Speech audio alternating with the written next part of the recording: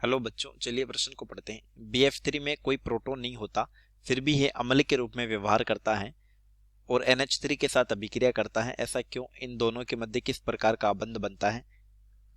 तो चलिए प्रश्न की मुख्य अवधारणा पे बात करते हैं। मुख्य अवधारणा वह स्पीसीज जो एकाकी युग्म यानी लोन पेयर ग्रहण करे वह लुईस अम्ल है।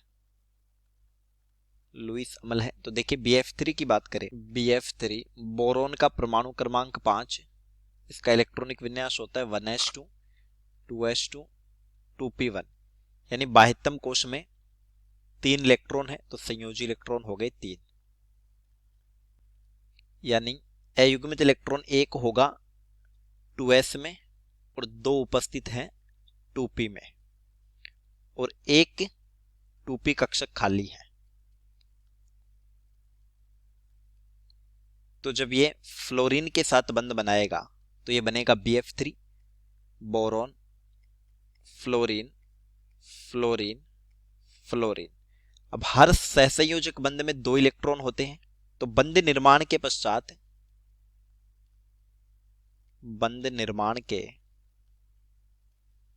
पश्चात बोरोन के संयोजी कोष में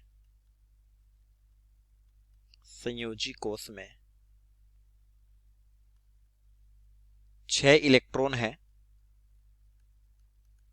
अतः अष्टक पूर्ण हेतु लोन पेयर ग्रहण करेगा, अर्थात जो लोन पेयर ग्रहण करते हैं वो लुईस अम्ल है। तो यह है लुईस अम्ल है। तो इसके पास एक रिक्त कक्षक उपस्थित है जिसमें ये लोन पेयर ग्रहण करेगा। अब इसकी NH3 के साथ अभिक्रिया, ये है BF3, इसके पास रिक्त कक्षक है और ये NH3।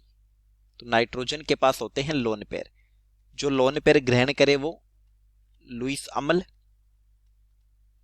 और जो लोन पेयर दे वो लुईस क्षार। तो यहां पर अमोनिया लुईस क्षार की तरह व्यवहार करेगा।